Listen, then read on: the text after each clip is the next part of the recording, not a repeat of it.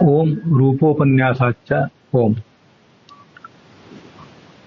ಈ ಸೂತ್ರದ ಎಲ್ಲ ಟೀಕಾ ಮತ್ತೆ ಭಾಷ್ಯ ದೀಪಿಕಾ ಇತ್ಯಾದಿಗಳನ್ನ ನಾವು ನೋಡಿ ಮುಗಿಸಿದ್ದೇವೆ. ಇಲ್ಲಿ ಯಥಾ ಪಶ್ಯತೆ ರುಗ್ಮವರ್ಣಂ ಅಂತ ಮುಂಡಕೋಪನಿಷತ್, ಹಾಗೆ ಇನ್ನೊಂದು ಯಾವುದೋ ಅಜ್ಞಾತವಾದ ವೇದ ಭಾಗ, ಅದರಿಂದ ಆಚಾರ್ಯರು ಭಗವಂತನಲ್ಲಿ ಶುದ್ಧವಾದ 4 ಬಣ್ಣಗಳಿವೆ ಅಂತ ವರ್ಣನೆ ಮಾಡಿದ್ದಾರೆ. ಆದ್ರಿಂದ ಅಮಿಶ್ರವಾದ ಬಣ್ಣಗಳು ಬೇರೆಯವರಲ್ಲಿ ಇರಬಹುದು, ಮಿಶ್ರವಾದ ಬಣ್ಣಗಳು ಮಾತ್ರ ಯಾವತ್ತೂ ಭಗವಂತನಲ್ಲಿಯೇ ಇರ್ತವೆ ಅಂತಿಷ್ಟು ಈ ಹಿಂದೆ ಪ್ರತಿಪಾದನೆ ಮಾಡಿದ್ದಾರೆ. ಇವು ಮೂಲ ಬಣ್ಣಗಳು. ಈಗ ನಾವು ನೋಡ್ತಿರುವ ಬಣ್ಣಗಳು ಶುಕ್ಲ, ರಕ್ತ, ರೌಕ್ಮ ಮತ್ತು ಕೃಷ್ಣ ಅನ್ನುವುದು ಮೂಲ ವರ್ಣಗಳು. ಇದನ್ನು ಹೊರತುಪಡಿಸಿ ಯಾವುದೇ ಮೂಲ ವರ್ಣಗಳಿಲ್ಲ.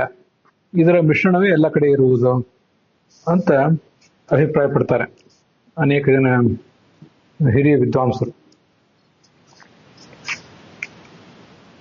ಇಲ್ಲಿ ಈ ಮೂಲ ರೂಪಗಳ ಬಗ್ಗೆ ಅಥವಾ ಒಟ್ಟಾರೆ ಭಗವಂತನ ರೂಪಗಳ ಬಗ್ಗೆ ಎಲ್ಲೆಲ್ಲಿ ಉಲ್ಲೇಖ ಬಂದಿದೆ ಅಂತ ಅನ್ನೋದನ್ನ ಒಂದಷ್ಟು ನಾವೀಗ ನೋಡ್ಬೇಕಾಗಿದೆ.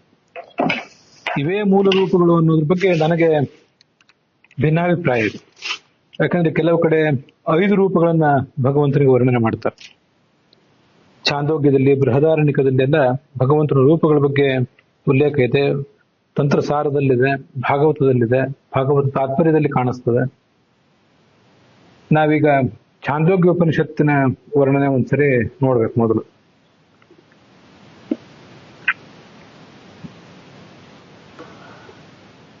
ಛಾಂದೋಗ್ಯ ಉಪನಿಷತ್ತಿನ ಭಾಷ್ಯ 3ನೇ ಅಧ್ಯಾಯ, ಅಲ್ಲಿ ಮಧುವಿದ್ಯೆ ಅಂತ ವರ್ಣನೆ ಇದೆ. ಆ ಅಧ್ಯಾಯ ಪ್ರಾರಂಭ ಆಗೋದ್ರೆ ಹಾಗೆ ಕಾಣ್ತದೆ. ಮುಂದೆ ಮಧುನಾಮಕ ನಾರಾಯಣನ ಉಪಾಸನೆ ಅಂತ ಹೀಗೆ ಬಂದಾದ್ಮೇಲೆ ಅದರ ಭಾಷ್ಯದಲ್ಲಿ ಋಕ್ಪ್ರೋಕ್ತೋ ಲೋಹಿತಾಕಾರೋ ವಾಸುದೇವ ಪರಃ ಪುಮಾನ್ ಸಯವ ಸೂರ್ಯ ಲೌಹಿತ್ಯ ಪ್ರಾಚ್ಯರಶ್ಮಿ ಸಂಸ್ಥಿತಃ ಅಂತ ಹೀಗೆ ಪ್ರಾರಂಭ ಕಾಣ್ತದೆ. ಋಗ್ವೇದದಿಂದ ಪ್ರತಿಪಾದ್ಯನಾದ ಕೆಂಪು ಬಣ್ಣದ ವಾಸುದೇವ ಇದ್ದಾನೆ. ವಾಸುದೇವ ಕೆಂಪು ಬಣ್ಣದವನು ಇರ್ತಾನೆ ಅಂತ ತೋರಿಸ್ತಾರೆ. ಅವನು ಪೂರ್ವ ದಿಕ್ಕಿನ ಕಿರಣಗಳಲ್ಲಿದ್ದಾನೆ, ಸೂರ್ಯನ ಪೂರ್ವ ದಿಕ್ಕಿನ ಕಿರಣಗಳಲ್ಲಿ. ಮುಂದೆ ಈ ಸಂಕರ್ಷಣ, ಅವನು ಶುಕ್ಲ ವರ್ಣದವನು, ಯಜುರ್ವೇದದಿಂದ ಪ್ರತಿಪಾದ್ಯ, ಸೂರ್ಯನ ಶುಕ್ಲ ವರ್ಣದಲ್ಲಿ, ಮತ್ತೆ ಅವನ ದಕ್ಷಿಣ ದಿಕ್ಕಿನ ಕಿರಣಗಳಲ್ಲಿ ಇದ್ದಾನೆ. ಸೂರ್ಯನ ಕಿರಣಗಳು ಪೂರ್ವ, ದಕ್ಷಿಣ, ಪಶ್ಚಿಮ, ಉತ್ತರ ಹೀಗೆ ಎಲ್ಲ ಕಡೆ ಪಸರಿಸಿರ್ತವೆ. ಅದರಲ್ಲಿ ಪೂರ್ವ ದಿಕ್ಕಿನ ಕಿರಣಗಳಲ್ಲಿ ವಾಸುದೇವ ಇದ್ದಾನೆ, ದಕ್ಷಿಣ ದಿಕ್ಕಿನ ಕಿರಣಗಳಲ್ಲಿ ಸಂಕರ್ಷಣ ಇದ್ದಾನೆ. ಮುಂದೆ ಸಾಮವೇದದಿಂದ ಪ್ರತಿಪಾದ್ಯನಾದಂಥ ಈ ಶ್ಯಾಮವರ್ಣದ ಭಗವಂತ ಪ್ರದ್ಯುಮ್ನ ಶ್ಯಾಮವರ್ಣಸ್ತು, ಅವನು ಸಾಮವೇದದಿಂದ ಪ್ರತಿಪಾದ್ಯ, ಮತ್ತೆ ಪಶ್ಚಿಮ ದಿಕ್ಕಿನ ಕಿರಣಗಳಲ್ಲಿದ್ದಾನೆ. ಸೂರ್ಯನ ಶ್ಯಾಮ ವರ್ಣದಲ್ಲಿಯೂ ಕೂಡ ಇದ್ದಾನೆ. ಸೂರ್ಯನ ಶ್ಯಾಮ ವರ್ಣದಲ್ಲಿ ಇದ್ದಾನೆ, ಹಾಗೆ ಪಶ್ಚಿಮ ದಿಕ್ಕಿನ ಕಿರಣಗಳಲ್ಲಿ ಇದ್ದಾನೆ. ಮುಂದೆ ಅನಿರುದ್ಧ ಸುನೀಲ ಅಂತ ಬಂದಿದೆ. ಅನಿರುದ್ಧ ಸುನೀಲಸ್ತು ಸುನೀಲಶ್ಚ ಇತಿಹಾಸ ಪುರಾಣಯೋ, ಇತಿಹಾಸ ಪುರಾಣಗಳಿಂದ ಅವನು ಪ್ರತಿಪಾದ್ಯ ಮತ್ತು ಅಥರ್ವವೇದದಿಂದಲೂ ಪ್ರತಿಪಾದ್ಯ. ಈ ಅನಿರುದ್ಧ ಸೂರ್ಯನ ಉತ್ತರ ಕಿರಣಗಳಲ್ಲಿದ್ದಾನೆ ಮತ್ತು ಅವನ ಆ ನೀಲವರ್ಣದಲ್ಲೂ ಕೂಡ ಇದ್ದಾನೆ. ಅದನ್ನು ಶ್ಯಾಮ ಅಂದ್ರೆ ನೀಲವರ್ಣ ಅಂತನೂ, ಸುನೀಲ ಅಂದ್ರೆ ಅತಿ ನೀಲವರ್ಣ ಅಂತ, ಅತಿ ಕಪ್ಪು ಬಣ್ಣ ಅಂತನೂ ಹೀಗೆ ವ್ಯಾಖ್ಯಾನ ಮಾಡುವವರು ವ್ಯಾಖ್ಯಾನ ಮಾಡಿದ್ದಾರೆ. ನಮಗೆ ಆ ನೀಲ ಮತ್ತು ಶ್ಯಾಮಕ್ಕೆ ಈಗ ಹೆಚ್ಚು ವ್ಯತ್ಯಾಸ ಏನು ಗೊತ್ತಾಗೋದಿಲ್ಲ. ಒಬ್ಬೊಬ್ರು ಒಂದೊಂದು ರೀತಿ ಹೇಳೋ ಪ್ರಯತ್ನ ಮಾಡ್ತಾರೆ. ನೀಲ ಅಂದ್ರೆ ನೀಲ ಬಣ್ಣ, ಶ್ಯಾಮ ಅಂದ್ರೆ ಕಪ್ಪು ಬಣ್ಣ ಅಂತ ಹೇಳ್ತಾರೆ. ಕೆಲವು ಕಡೆ ಆ ನೀಲ ಮತ್ತು ಶ್ಯಾಮ ಎರಡನ್ನೂ ಪರ್ಯಾಯವಾಗಿ ಪ್ರಯೋಗ ಮಾಡ್ತಾರೆ. ಶ್ಯಾಮ ಅಂದ್ರೆ ಸ್ವಲ್ಪ ಬಿಳಿ ಮತ್ತು ಕೆಂಪು ಮಿಶ್ರಿತ ಆಗಿರ್ತದೆ ಅಂತ ಗೋವಿಂದಾಚಾರ್ಯ ಹೇಳ್ತಾರೆ. ಆದ್ರೆ ಕೋಶದಲ್ಲಿ ಅದಕ್ಕೆಲ್ಲ ಆಧಾರ ಸಿಗೋದಿಲ್ಲ. ಒಂದು ಯಾವುದೋ ಥರದ ವಿಶಿಷ್ಟವಾದ ಬಣ್ಣ ಅಂತ ನಾವು ತಿಳ್ಕೊಳ್ಬೇಕಷ್ಟೆ. ಇನ್ನು ಸ್ವಲ್ಪ ಏನು ತಿಳ್ಕೊಳ್ಬಹುದು, ನೀಲ ಅಂದ್ರೆ ಬ್ಲೂ, ಶ್ಯಾಮ ಅಂದ್ರೆ ವೈಲೆಟ್ ಅಂತ ತಿಳ್ಕೊಬಹುದು ಅಷ್ಟೆ. ಆದ್ರೆ ಅದಕ್ಕೂ ಆಧಾರ ಏನು ಕಾಣಿಸೋದಿಲ್ಲ. ಇಂಗ್ಲಿಷ್ನಲ್ಲಿ ಆ ಬಣ್ಣಗಳಿಗೆ ಬೇರೆ ಬೇರೆ ಶಬ್ದಗಳನ್ನೇ ಕೊಟ್ಟಿದ್ದಾರೆ. ಆ ಥರದ್ದು ಎಲ್ಲ ಶಬ್ದಗಳು ಒಂದ್ ವೇಳೆ ನಮ್ಮಲ್ಲಿ ಇದ್ರೂ ಕೂಡ ಯಾವ ಶಬ್ದ ಯಾವ ಅರ್ಥವನ್ನು ಹೇಳ್ತದೆ ಅಂತ ನಮಗೆ ಸರಿಯಾಗಿ ಗೊತ್ತಾಗೋದಿಲ್ಲ. ಆದ್ರಿಂದ ಇದೊಂದು ಗೊಂದಲ ಇದೆ. ಹೀಗೆ ಈ ತರದ 4 ವರ್ಣಗಳನ್ನ ವರ್ಣನೆ ಮಾಡಿದ್ದಾರೆ. ಇದು ಛಾಂದೋಗ್ಯ ಉಪನಿಷತ್ತಿನಲ್ಲಿ ಕಂಡು ಬರ್ತದೆ. ಇದಾದ್ಮೇಲೆ ಬೃಹದಾರಣ್ಯಕ ಉಪನಿಷತ್ತಿನಲ್ಲಿ ವರ್ಣನೆ ಇದೆ, ಅದನ್ನು ಈಗ ನೋಡೋಣ. ಬೃಹದಾರಣ್ಯಕ ಉಪನಿಷತ್ತಿನ 2ನೇ ಅಧ್ಯಾಯ, ವಸ್ತುತಃ ಅದು 4ನೇ ಅಧ್ಯಾಯ. ಅಲ್ಲಿ ಮೂರ್ತಾಮೂರ್ತ ಬ್ರಾಹ್ಮಣದ ಕೊನೆಯಲ್ಲಿ ಹೀಗೆ ವರ್ಣನೆ ಬಂದಿದೆ. ಅಲ್ಲಿ ಮೂರ್ತಾಮೂರ್ತ ವಿಲಕ್ಷಣ ಶ್ರೀಹರಿ ಅಂತ ಹೀಗೆ ವರ್ಣನೆ ಮಾಡುವಂತಹ ಪ್ರಸಂಗ. ತಸ್ಯ ಹೈತಸ್ಯ ಪುರುಷಸ್ಯ ರೂಪಂ ಯಥಾ ಮಹಾರಜನಂ ವಾಸಃ ಯಥಾ ಪಾಂಡ್ವಾವಿಕಂ ಯಥಾ ಇಂದ್ರಗೋಪಃ ಯಥಾ ಅಗ್ನ್ಯರ್ಚಿ ಯಥಾ ಪುಂಡರೀಕಂ ಯಥಾ ಸಕೃದ್ವಿದ್ಯುತ್ತಂ ಅಂತ ಹೀಗೆ ವರ್ಣನೆ ಮಾಡಿದ. ಭಗವಂತನ ರೂಪ ಹೇಗಿರ್ತದೆ ಅಂದ್ರೆ ಮಹಾರಜನಂ ವಾಸಃ, ಕೆಂಪು ಬಣ್ಣದ ವಸ್ತ್ರದಂತೆ. ಮಹಾರಜನ ಅಂದ್ರೆ ಬಟ್ಟೆ ಮೇಲೆ ಗುರುತು ಮಾಡ್ಕೊಳ್ಳಿಕ್ಕೆ ದರ್ಜಿಗಳು ಹೊಲಿಯುವಾಗ ಬಟ್ಟೆ ಮೇಲೆ ಗುರುತು ಮಾಡ್ಕೋತಿರ್ತಾರೆ. ಈಗೆಲ್ಲ ಸೋಪು ಇತ್ಯಾದಿ ಉಪಯೋಗ ಮಾಡ್ತಾರೆ. ಹಿಂದೆ ಒಂದು ನೈಸರ್ಗಿಕವಾದ ಹೂವಿನ ಪರಾಗನು ಏನೋ ಉಪಯೋಗ ಮಾಡ್ತಿದ್ರು. ಹೀಗೆ ಆ ಕೆಂಪು ಬಣ್ಣದ್ದಿರ್ತದೆ ಅದು. ಆ ಕೆಂಪು ಬಣ್ಣದ ವಸ್ತ್ರದಂತೆ, ಆ ಕೆಂಪು ಬಣ್ಣದ ಬಣ್ಣವನ್ನು ಹಾಕಿದಂತಹ ಡೈಡ್ ಆಗಿರುವಂತಹ ವಸ್ತ್ರದಂತೆ ಅವನ ಬಣ್ಣ ಇದೆ. ಪಾಂಡ್ವಾವಿಕಂ, ಪಾಂಡು ಆವಿಕ ಅಂದ್ರೆ ಈ ಅವಿ ಅಂದ್ರೆ ಕುರಿ ಅಥವಾ ಆಡಿರ್ಬೇಕು. ಆಡಿನ ಉಣ್ಣೆಯಂತೆ. ಅದು ಹೇಗೆ ಅಂದ್ರೆ ಬಿಳಿಯ ಉಣ್ಣೆ. ಅದನ್ನ ನಾವ್ ಯಾವ ತರ ವಿಜುವಲೈಸ್ ಮಾಡ್ಕೊಳ್ಬೇಕು ಅಂದ್ರೆ ಪೂರ್ತಿ ಅದು ಬಿಳಿ ಇರೋದಿಲ್ಲ, ಬ್ರೈಟ್ ಆಗಿ ಬಿಳಿ ಇರೋದಿಲ್ಲ. ಅದು ಸ್ವಲ್ಪ ಇಂಗ್ಲಿಷ್ ಹೇಳ್ತಾರೆ ಆಫ್ ವೈಟ್ ಅಂತ, OFF ವೈಟ್ ಅಂತ. ಸ್ವಲ್ಪ ಕ್ರೀಮ್ ಕಲರ್, ಪೂರ್ಣ ಕ್ರೀಮು ಇರ್ಲಿಕ್ಕಿಲ್ಲ, ಬಿಳಿ ಮತ್ತು ಹಳದಿ ನಡುವೆ ಇರ್ತದೆ. ಅದನ್ನ ಯಥಾ ಪಾಂಡು ಆವಿಕಂ ಅಂತ ತಿಳ್ಕೊಬಹುದು. ಮುಂದೆ ಇಂದ್ರಗೋಪ ಅಂತ ಒಂದು ಹುಳ, ಅದನ್ನ ನಾನು ಹಿಂದೊಂದ್ಸರಿ ಎಲ್ಲೋ ನೋಡ್ಲಿಕ್ಕೆ ಹೋಗಿದ್ದೆ, ಅದು ನಂಗೆ ಸರಿಯಾಗಿ ಸಿಗ್ಲಿಲ್ಲ. ಇಂದ್ರಗೋಪ ಅಂದ್ರೆ ಅದೇನು ಹುಳ, ಹಸಿರು ಬಣ್ಣ ಅಂತ ತಿಳ್ಕೊಂಡಿದ್ದೀನಿ, ನನಗೆ ಅದ್ರ ಬಗ್ಗೆ ಏನು ಸರಿಯಾಗಿ ಗೊತ್ತಿಲ್ಲ, ನೋಡೋಣ. ಮುಂದೆ ಯಥಾ ಅಗ್ನ್ಯರ್ಚಿ, ಅಗ್ನಿಯ ಜ್ವಾಲೆ ಅಂತ ಇರ್ತದೆ. ಮುಂದೆ ಯಥಾ ಪುಂಡರೀಕಂ ಅಂತ. ಪುಂಡರೀಕ ಅಂದ್ರೆ ಈ ಬಿಳಿಯ ಕಮಲ ಅಂತ ಅಲ್ಲಿ ಅನುವಾದ ಮಾಡಿರ್ತಾರೆ. ಆದ್ರೆ ಬನ್ನಂಜ ಗೋವಿಂದಾಚಾರ್ಯ ಹೇಳಿದ ಪ್ರಕಾರ ಪುಂಡರೀಕಂ ಸಿತಾಂಭೋಜಂ ಅನ್ನೋದಷ್ಟು ಸರಿಯಾದ ವಿವರಣೆ ಅಲ್ಲ. ಪುಂಡರೀಕ ಅಂತಂದ್ರೆ ಕೆಂಪು ಬಣ್ಣದ ತಾವರೆ ಅಂತ ನಾವು ಅದನ್ನ ತಿಳ್ಕೋಬೇಕು. ಯಾಕೆಂದ್ರೆ ಅದು ಬೇರೆ ಬೇರೆ ಕಡೆ ಹಾಗೆ ಕೆಲವು ಕಡೆ ವರ್ಣನೆ ಬಂದಿದೆ.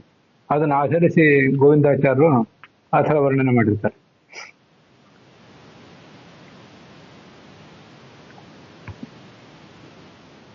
ಕಪಿಯ ಪೃಷ್ಠಭಾಗ ಕೆಂಪಾಗಿರ್ತದೆ, ಅದರಂತೆ ಈತನ ಕಣ್ಣು ಕೆಂಪಾಗಿದೆ ಅಂತ ಒಂದು. ಅಥವಾ ಅಂದ್ರೆ ನೀರು, ಅದನ್ನ ಹೀರುವಂತ, ನೀರನ್ನು ಹೀರಿಕೊಂಡು ನಸೆ ನಸೆಯಾಗಿ ಇರುವಂತ ತೇವಾಂಶ ಇರುವಂತಹ ಕಮಲ, ಅದರಂತೆ ಕೆಂಪು ಬಣ್ಣ ಉಳ್ಳವನು ಅಂತ. ಅದರಿಂದ ಇವತ್ತಿನ ಕೋಶಗಳಲ್ಲಿ ಪುಂಡರೀಕ ಅಂತಂದ್ರೆ ಕೆಂಪು ಬಣ್ಣ ಅಂತ ಬಿಳಿ ಬಣ್ಣ ಅಂತ ಇರಬಹುದು, ಆದ್ರೆ ಅದು ಸರಿಯಾದ ಅರ್ಥ ಅಲ್ಲ. ಪುಂಡರೀಕಂ ಕೆಂಪು ಬಣ್ಣದ ಕಮಲ ಅಂತಾನೆ ತಿಳ್ಕೋಬೇಕು ಅಂತ ಗೋವಿಂದಾಚಾರ್ಯ ಹೇಳಿದ್ದಾರೆ. ನನಗೂ ಅದೇ ಕನ್ವಿನ್ಸ್ ಆಗಿ ನಾನು ಹಾಗೆ ಇಟ್ಕೊಂಡಿದ್ದೆ. ಮುಂದೆ ಯಥಾ ಸಕೃದ್ ವಿದ್ಯುತ್ತಮ್ ಅಂತಿದೆ.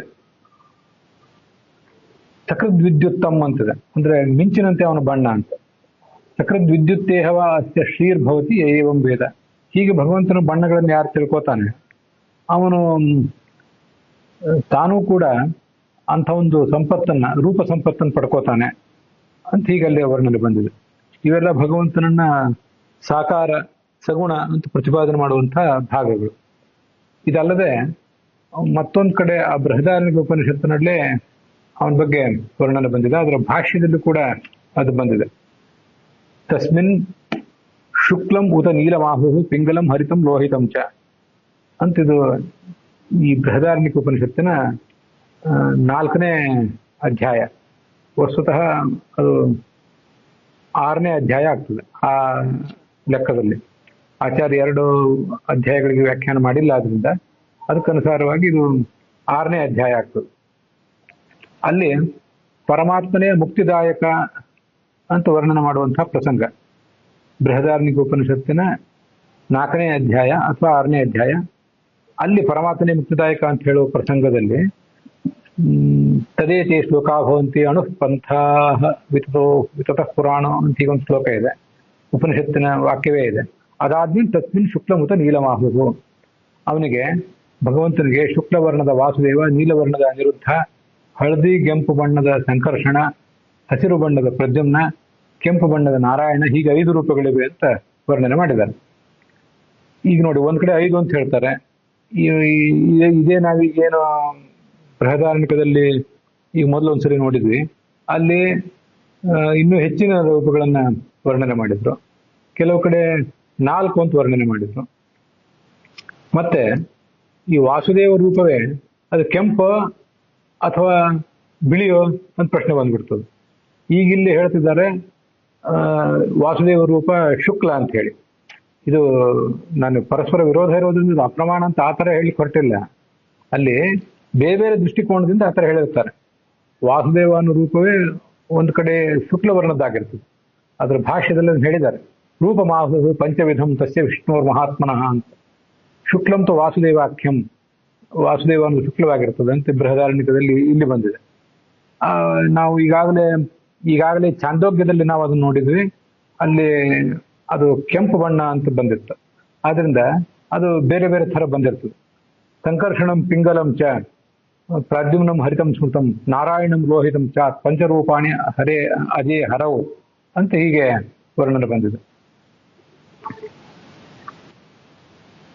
ಭಾಗವತದ 11ನೇ ಸ್ಕಂದದ 5ನೇ ಅಧ್ಯಾಯದ 21ನೇ ಶ್ಲೋಕದಿಂದ ಆರಂಭಿಸಿ ಕೃತಯುಗದಲ್ಲಿ ಶುಕ್ಲವರ್ಣದ ಭಗವಂತ ಇದ್ದಾನೆ ಅಂತ ಬಂದಿದೆ. ತ್ರೇತಾದಲ್ಲಿ ರಕ್ತವರ್ಣವುಳ್ಳವನಾಗಿರ್ತಾನೆ ಅಂತ ಬಂದಿದೆ.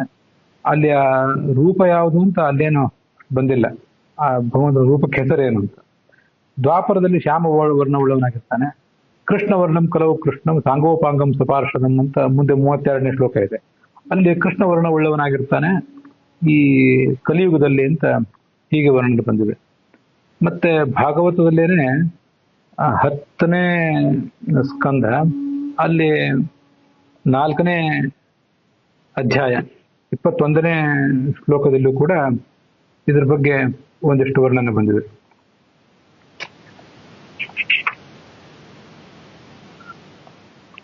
ಸತ್ವಂ ತ್ರಿಲೋಕ ಸ್ಥಿತಯೇ ಸ್ವಮಾಯಯ ಬಿಭರ್ಷಿ ಶುಕ್ಲಂ ಖಲು ವರ್ಣಮಾತ್ಮನಃ. ನೀನು ಸೃಷ್ಟಿಗಾಗಿ ಒಂದು ರೂಪ, ಹಾಗೆ ನಾಶಕ್ಕಾಗಿ ಒಂದು ರೂಪ, ಪ್ರಜೆಗಳ ನಾಶಕ್ಕಾಗಿ ಕೃಷ್ಣವರ್ಣ, ಸೃಷ್ಟಿಗಾಗಿ ಕೆಂಬಣ್ಣ, ಹಾಗೆ ಸ್ಥಿತಿಗಾಗಿ ಲೋಕದ ಸ್ಥಿತಿಗಾಗಿ ಪಾಲನೆಗಾಗಿ ಶುಕ್ಲವರ್ಣನ ಸ್ವೀಕಾರ ಮಾಡ್ತೀವಿ ಅಂತ ಹೀಗೊಂದು ಬಂದಿದೆ. ಅಂತೂ ಇದೆಲ್ಲ ಯಾವ್ಯಾವ ಉದ್ದೇಶಕ್ಕಾಗಿ ಭಗವಂತ ರೂಪಗಳನ್ನು ತಗೊಂಡಿದ್ದಾನೆ ಅಂತ ಹೇಳೋದ್ರ ಉದ್ದೇಶ ಏನಂದ್ರೆ, ರೂಪ ಕೆಲವು ಕಡೆ 4 ಅಥವಾ 5 ಅಥವಾ ಇನ್ನೂ ಹೆಚ್ಚು ಅಂತ ಬೇರೆ ಬೇರೆ ರೂಪಗಳನ್ನು ವರ್ಣನೆ ಮಾಡುವುದೇನಿದೆ, ಬೇರೆ ಬೇರೆ ಪ್ರಸಂಗಗಳಲ್ಲಿ ಆ ಥರ ರೂಪಗಳನ್ನು ತಗೊಂಡಿರ್ತಾನೆ. ಒಟ್ಟಾರೆ ಬರೇ 5 ಅಂತಾಗಲಿ, ಒಟ್ಟಾರೆ ಬರೇ 4 ಅಂತಾಗಲಿ ನಾವು ಅದನ್ನ ಹೇಳಲಿಕ್ಕೆ ಬರೋದಿಲ್ಲ. ಮತ್ತೆ ಇದಲ್ಲದೇನೆ ಪಾಪಪುರುಷ ವಿಸರ್ಜನದಲ್ಲಿ ನೀಲವರ್ಣದ ಪ್ರದ್ಯುಮ್ನ ಆ ಪಾಪಪುರುಷನನ್ನು ಶೋಷಿಸಲಿ ಅಂತ ಬಂದಿದೆ. ರಕ್ತವರ್ಣದ ಅನಿರುದ್ಧ ಪಾಪಪುರುಷನನ್ನು ಸುಟ್ಟು ಹಾಕಲಿ ಅಂತ ಬಂದಿದೆ. ಶ್ವೇತವರ್ಣದ ವಾಸುದೇವ ನನ್ನ ಶರೀರ ಆಪ್ಲಾವಯತು ಅಂತ ಹೀಗೆ ಬಂದಿದೆ. ಅಲ್ಲಿ ಬಂದದ್ದು ಆ ಪಾಪಪುರುಷ ವಿಸರ್ಜನೆಗಾಗಿ, ರೀಫ್ರೇಮಿಂಗ್ ಅಂತ ಕರ್ಸ್ಕೊ ಒಂದು ಸೈಕಾಲಜಿ ಅದು. ನಾನು ಅದನ್ನು ಅನುಸಂಧಾನ ಮಾಡ್ಕೊಂಡಿರೋ ಪ್ರಕಾರ ಆ ರೀಫ್ರೇಮಿಂಗ್ ಅಂದ್ರೆ ಏನು ಅಂತ ಹೇಳೋದು ಇದಕ್ಕೆ ಈ ಸದ್ಯ ವೇದಿಕೆ ಅಲ್ಲ, ಅದು ಬೇಡ. ಅಂತೂ ಅಂತಹ ಪಾಪಪುರುಷ ವಿಸರ್ಜನದಲ್ಲಿ ಆ 3 ರೂಪಗಳ ಬಗ್ಗೆ ಬಂದಿದೆ. ಕೆಲವು ಕಡೆ 4, ಕೆಲವು ಕಡೆ 5 ಬಂದಿರುವುದೆಲ್ಲವೂ ಬೇರೆ ಬೇರೆ ಉದ್ದೇಶಗಳಿಂದ ಅಂತ ಅದನ್ನು ತಿಳ್ಕೊಳ್ಬೇಕು. ಇದಲ್ಲದೇನೆ ಈ ತಂತ್ರಸಾರದಲ್ಲಿ ನಾರಾಯಣ ಅಷ್ಟಾಕ್ಷರ ಮಂತ್ರ ಇತ್ಯಾದಿಗಳ ವರ್ಣನೆ ಮಾಡುವಾಗ ವಾಸುದೇವಾದಿಕ ಶುಕ್ಲ ರಕ್ತಪೀತ ಚಿತೋಜ್ವಲ ಶಂಖಶಕ್ತ ಗದಾಬ್ಜೇತಃ ಪ್ರಥಮೋ ಮುಸಲಿ ಹಲಿ ಅಂತ ಬೇರೆ ಬೇರೆ ಥರದ ಆಯುಧಗಳನ್ನು ಧರಿಸಿರುವ ವಾಸುದೇವಾದಿ ರೂಪಗಳನ್ನ ವರ್ಣಿಸಿದ್ದಾರೆ. ಹೀಗೆ ಬೇರೆ ಬೇರೆ ಕಡೆ ಎಲ್ಲೆಲ್ಲಿ ರೂಪಗಳ ಬಗ್ಗೆ ವರ್ಣನೆ ಬಂದಿದೆ ಅನ್ನೋದು ನೋಡಿದ್ವಿ. ಇಲ್ಲಿಗೆ ಬ್ರಹ್ಮಸೂತ್ರ ಭಾಷ್ಯದಲ್ಲಿ ಬಂದಿದ್ದನ್ನು ಕೂಡ ನೋಡಿದ್ವಿ. ಒಟ್ಟಾರೆ ರೂಪಗಳ ವರ್ಣನೆ ಅದು 3 ಇರಬಹುದು, 4 ಇರಬಹುದು, 5 ಇರಬಹುದು, ಇನ್ನೂ ಹೆಚ್ಚಿರಬಹುದು. ಬೇರೆ ಬೇರೆ ಪ್ರಸಂಗಗಳಲ್ಲಿ ಬೇರೆ ಬೇರೆ ಉದ್ದೇಶಗಳಿಗಾಗಿ ಭಗವಂತ ಯಾವ ಬಣ್ಣಗಳುಳ್ಳ ರೂಪಗಳನ್ನು ತಾಳ್ತಾನೆ ಅನ್ನೋದರ ವರ್ಣನೆ ಇರ್ತದೆ. ಇದರಲ್ಲಿ ಮೂಲ ಯಾವುದು ಅಂತ ನಾವು ತೀರ್ಮಾನಿಸೋದು ಬಹಳ ಕಷ್ಟ ಆಗ್ತದೆ. ಈಗ ನಾವೇನು ಬ್ರಹ್ಮಸೂತ್ರ ಭಾಷೆ ನೋಡ್ತಿದ್ದೇವೆ, ಇಲ್ಲಿ 4 ರೂಪಗಳ ಬಗ್ಗೆ ವರ್ಣನೆ ಮಾಡಿದ್ದಾರೆ. ಈ 4 ಭಗವಂತನ ರೂಪಗಳೇನಿವೆ, ಇದಕ್ಕೆ ಪ್ರತಿಬಿಂಬವಾದ ರೂಪಗಳೇ ದೇವತೆಗಳಲ್ಲಿ ಮತ್ತು ಮನುಷ್ಯರಲ್ಲಿ ಇರೋದು. ಆದ್ರೆ ಅವೆಲ್ಲ ಸಮ್ಮಿಶ್ರವಾಗಿವೆ, ಮನುಷ್ಯರಲ್ಲಿ ಮತ್ತೂ ಸಮ್ಮಿಶ್ರ ಆಗಿವೆ ಅಂತ ಇಷ್ಟು ಬಂದಿದೆ. ಆದ್ರಿಂದ ಇದನ್ನ ನೋಡಿ ಮೂಲ ರೂಪ ಅಂತ ನಮಗೇನಾದ್ರು ಅನಿಸಬಹುದು, ಆದ್ರೆ ಹಾಗೆ ಮೂಲ ರೂಪ ಅಂತಾನೆ ಭಾವಿಸ್ಬೇಕಾದ ಕಾರಣ ಇಲ್ಲ. ಶಾಸ್ತ್ರ ಬೇರೆ ಬೇರೆ ಪ್ರಸಂಗಗಳಲ್ಲಿ ಬೇರೆ ಬೇರೆ ತರ ಯಾಕೆ ವರ್ಣನೆ ಮಾಡಿದೆ ಅನ್ನೋದು ಎಲ್ಲವೂ ನಮಗೆ ಸ್ಪಷ್ಟವಾಗಿ ಗೊತ್ತಾಗೋದಿಲ್ಲ. ಅದರಿಂದ ಕೆಲವು ಗೊಂದಲಗಳು ಉಳಿತವೆ. ಅಂತೂ ಇವು 4 ರೂಪಗಳೇ ಈಗ ನಾವು ನೋಡ್ತಿರುವ ಬ್ರಹ್ಮಸೂತ್ರ ಭಾಷ್ಯದ ಭಾಗದಲ್ಲಿ ಬಂದಿರುವ 4 ರೂಪಗಳೇ ಮೂಲ ಬಣ್ಣಗಳು. ಇದಕ್ಕಿಂತ ಹೆಚ್ಚಿನ ಮೂಲ ಬಣ್ಣಗಳಿಲ್ಲ ಅಂತ ನಾವು ತೀರ್ಮಾನಿಸಲಿಕ್ಕೆ ಮಾತ್ರ ಯಾವುದೇ ಆಧಾರ ಕಾಣಿಸೋದಿಲ್ಲ. ಇನ್ನು ಅದ್ರ ಬಗ್ಗೆ ಹೆಚ್ಚಿನ ಮನನ ಇತ್ಯಾದಿಗಳು ನಡೆದ್ರೆ ಏನಾದ್ರೂ ವಿಷಯಗಳು ಗೊತ್ತಾಗಬಹುದು. ಅಲ್ಲಿಗೆ ಇವತ್ತಿನ ಈ ಭಾಗ ಸಮಾಪ್ತ ಆಗಿದೆ, ಈ ವಿಮರ್ಶೆಯು ಸಮಾಪ್ತ ಆಗಿದೆ.